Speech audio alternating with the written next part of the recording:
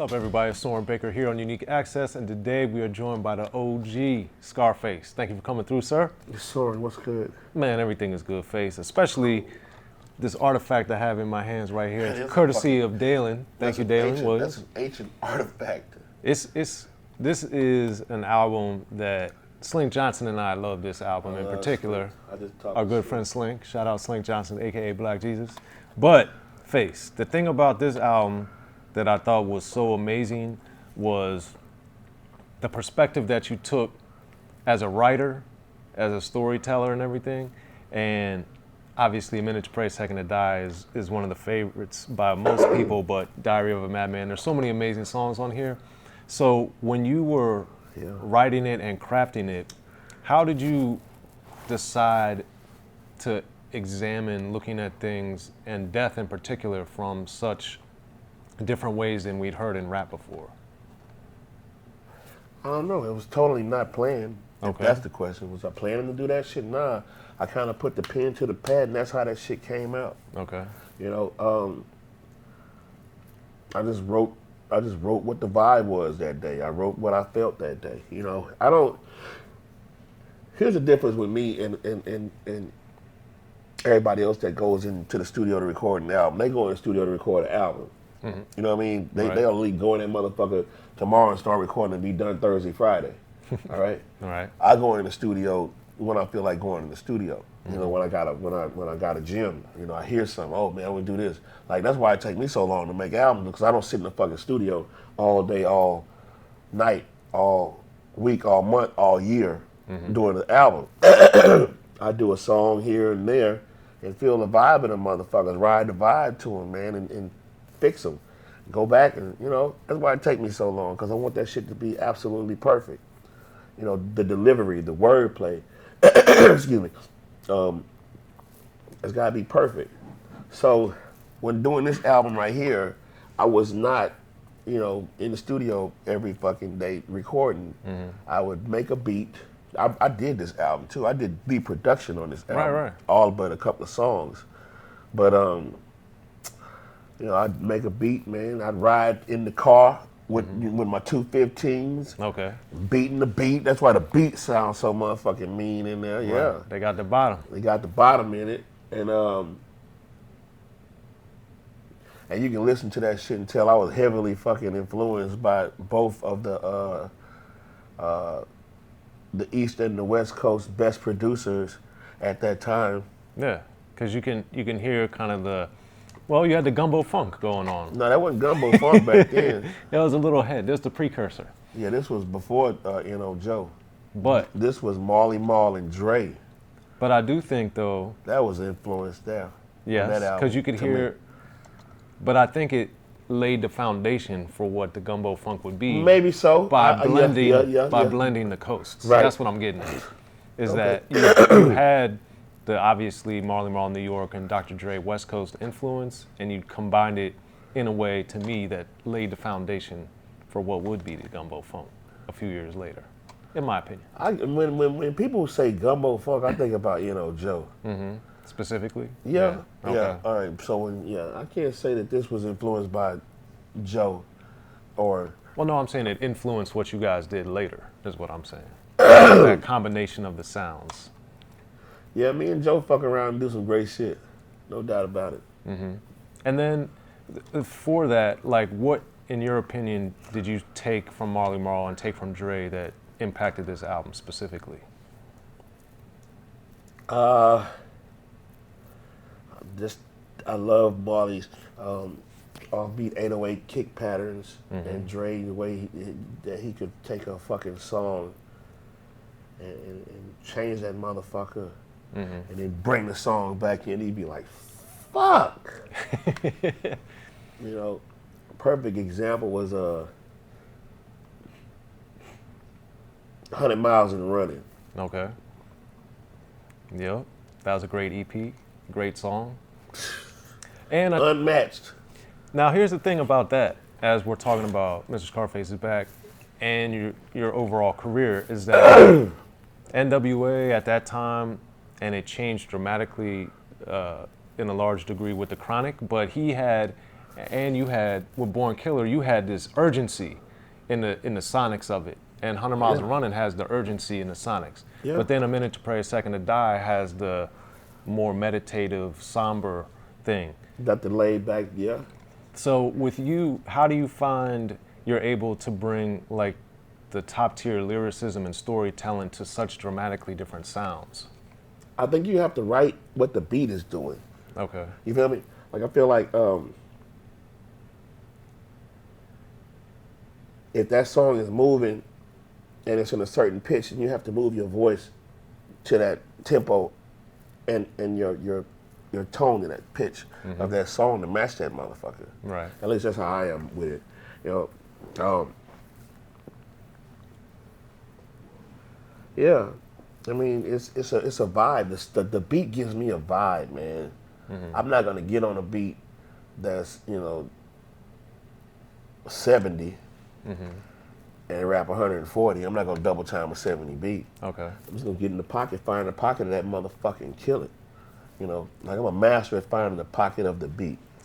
And that being said, I wanted to get before this album, obviously with Grip It on That Other Level and then the Ghetto Boys self-titled album, you guys made the songs and then they were remixed, had different beats, some had different lyrics. Yeah. So how did that process work as far as rewriting or revising the rhymes or keeping them the same on like Mind of a Lunatic and different songs? I think that was a Rick Rubin, James idea. Okay. If I'm not mistaken. I think that when the Ghetto Boys got picked up by Geffen, I think that Rick wanted to change some of that. And then I think Jukebox wrote that. It may have been Willie. She begged me not to kill her.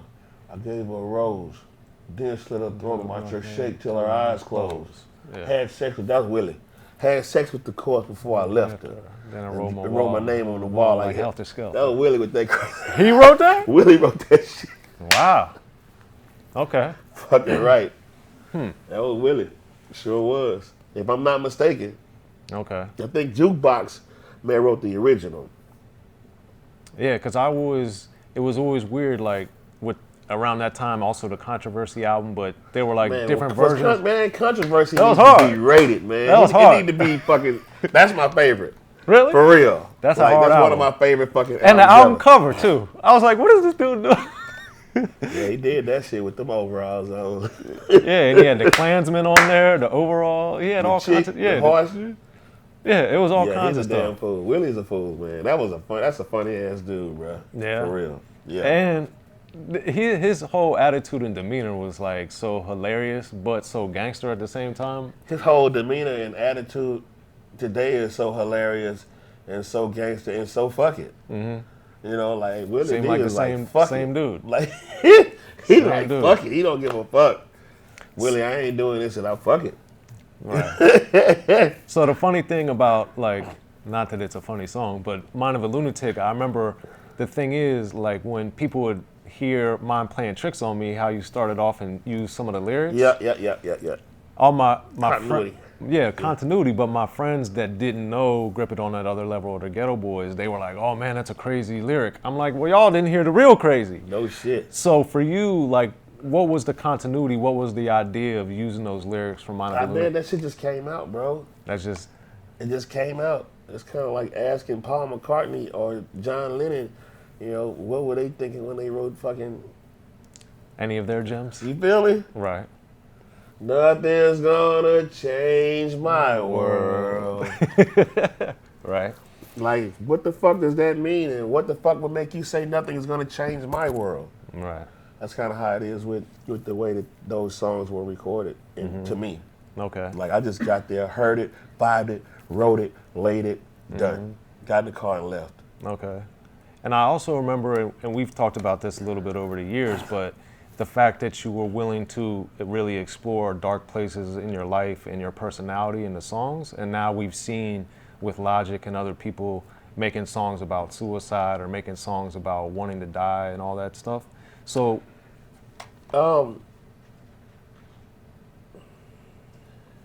I put I put what I write on me. Okay. You know what I mean? I don't put what I write out to influence anybody else to want to die. Right. You know, I don't want to make nobody want to go kill themselves. I just want the listener to know how I feel or how I felt. You know, making that shit. I want to die, but it ain't for me. I try to talk to my dad, but my old man ignores me. Right. He says I'm delirious. Plus I drink too much. Therefore he doesn't take me serious. But little does he know I'm really losing it. I got a head, but ain't no screws in it. Pop used that. I got a head, but ain't no screw. And he screwed it, by the way. No shit. Well, he slowed it down. I'm super offended by the use of the screw word. Okay. All right, because screw was a person. Right. All right, screw wasn't a thing. It wasn't a person. It wasn't a thing. It was just a person. He was a man. So when somebody say, yeah, it's screwed, well, no, it's not screwed. Right. Because screw didn't do it. So it's not screwed. Point taken. Understood. Yeah. Thanks for the A clarification. lot of people may not feel like that. Oh, yeah, I got it screwed. No, you didn't get it screwed. If the original didn't do it, Yeah, it's a different thing. Screwed. Slow down. You may have had it Soren baked, but you didn't have that motherfucker screwed. Yeah. It's an honor to get your shit screwed. Yeah. Yeah. Oh, you got it screwed? Yeah, I got my shit screwed. Yeah. It was an honor. Big difference. Yeah, it's a big fucking difference. Yeah. And that's why you're the master of what you do, too. It's a big difference because people, I think the thing is when people want to explore and do songwriting, you can tell, like another person that obviously was in the crew, like Gangster Nip took it to different places. Gangster Nip was the inspiration behind I'm Dead on this album. Okay. No shit. Well, break it down. What happened? I mean, he used to always say that shit on this song. He'll be saying some crazy ass shit and go, I'm dead. Right? I can't remember what fucking song that was, man. When he said, no, I'm screaming, I'm dead. Okay. Man, I love Gangster Nip, man. I miss Nip. Yeah, he definitely took things in a bizarre way on some of his material, though. Yeah, I woke up in a dead cat head screaming Caesar. That's all you need to know. Shout out to Gangster Nip. K Reno. Yeah. K Reno got some sick ass shit too. Yeah, and what do you, like, I remember reading and talking to you guys about it too, but it seemed like you guys were influenced by a lot of stuff, but unlike a lot of people, you were willing to explore it more songwriting wise. And I know you, obviously we talked about this, but you know, you were inspired by Tribe to do like different types of song, to do anything. Yeah. So for you, like when you would play these songs in the studio that were so dramatically different from what was going on in the rest of rap, like what was the reaction? What did people say? Well, Mind Playing Tricks was one of those songs. Okay. All right, that was originally supposed to go on this album right here. Oh yeah? Yeah. That was on this album. And but why did it get moved? It was different. And I think that the priority felt like somebody at Priority Was like had a meeting with James and convinced him to move, to put that song on there. Changed the world.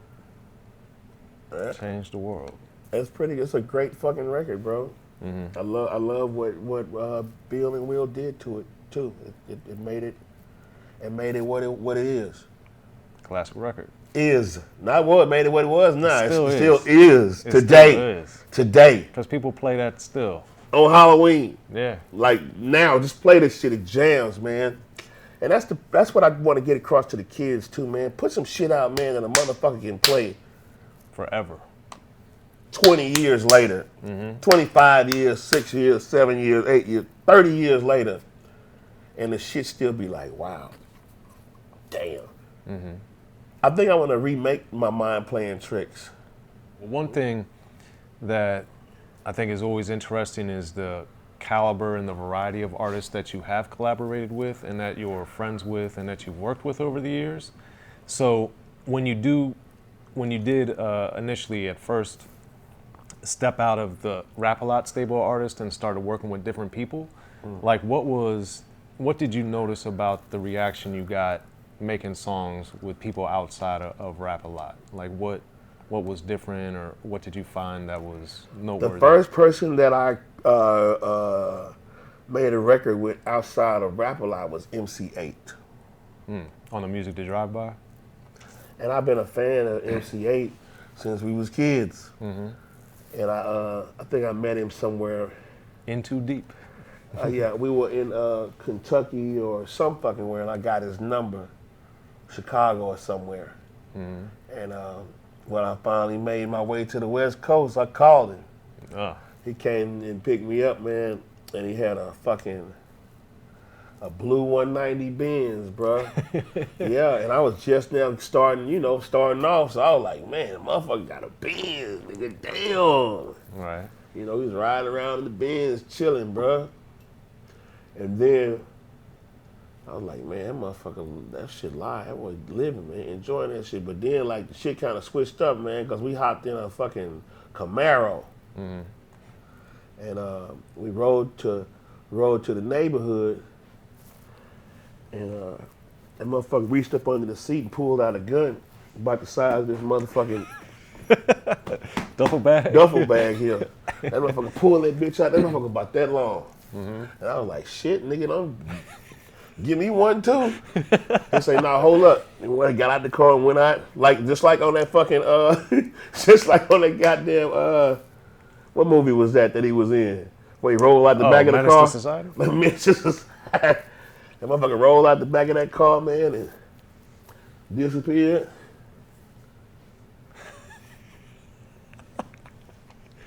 Came back and got in that motherfucker and drove off.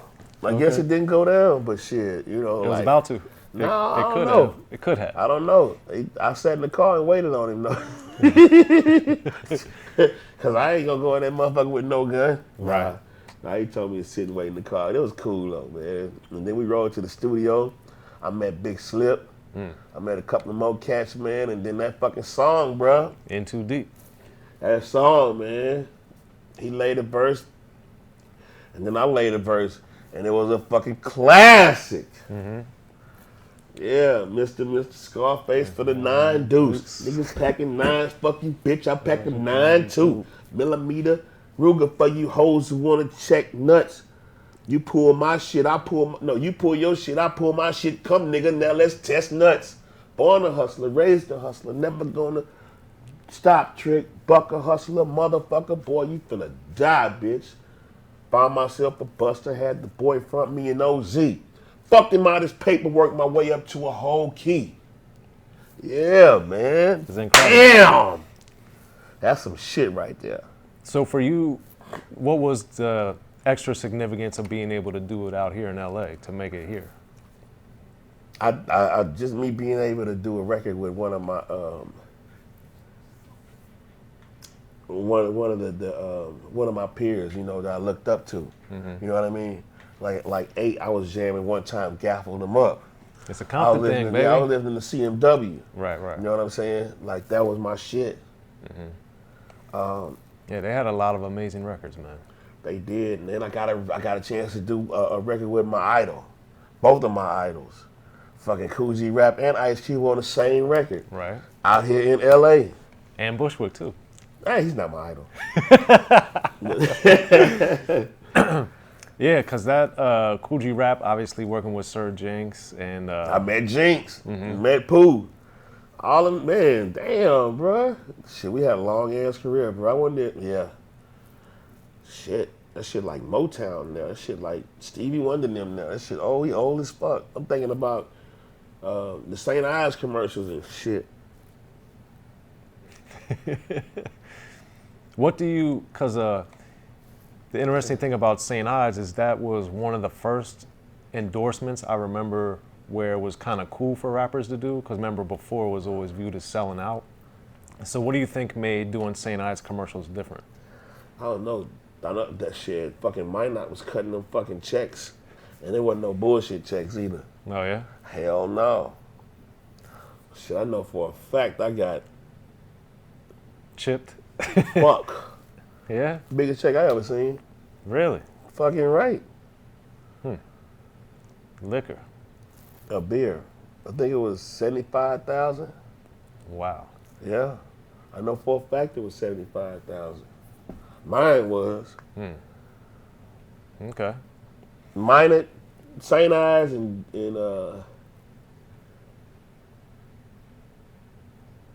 shit, they was cutting big checks back in the Gap, boy. Yeah. Shit.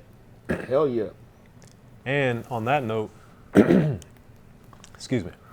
And on that note too, in addition to the endorsements and doing different things, you, I think, don't get enough respect or credit as being a talent scout or working with or helping establish artists to get bigger than they were. You know what go ahead. So why do you think that is? In all honesty, and I ain't trying to blow my own fucking horn, but I'm a fucking threat. This I know. Okay? I know this. So when you see somebody that's a fucking threat, then you better make sure that you keep your foot on his neck so he can't bubble. Right. I'm a threat. I'm a threat to every son of a bitch in this game. We'll break it down. Why you say Not that? only can I make the beat, not only can I write the song, I can snap the photo, I can mix that motherfucker, I can master that motherfucker, I can direct that motherfucker. Like, I'm dangerous, man. And I would, if I was a motherfucker on top, the last motherfucker I would want to see coming is me. No. You were a born killer. If I was on the top, the last motherfucker I would want to see coming is me. Because I'm colder than all them niggas. Way colder. I can play this shit. Nah, man, not only can I play it, I can mastermind it. Conceptualize. And No execute. doubt about it. And execute. Execute. Change the word. Put this here. Masterful producer, man. Ask him. Ask anybody that's ever did an album with me. I've been in the studio. Masterful with this shit. Master mixing. A master at that shit. You know? So it may be in your best interest to keep me down here on ground level. Because I am a sincere threat to every motherfucker on top. And I don't mind playing back here. I love down here. But that first chance I get to crack that ass, I'm going to crack that ass. What they gonna see? Shit. What they been bad seeing? Motherfucker. Bad, bad, bad.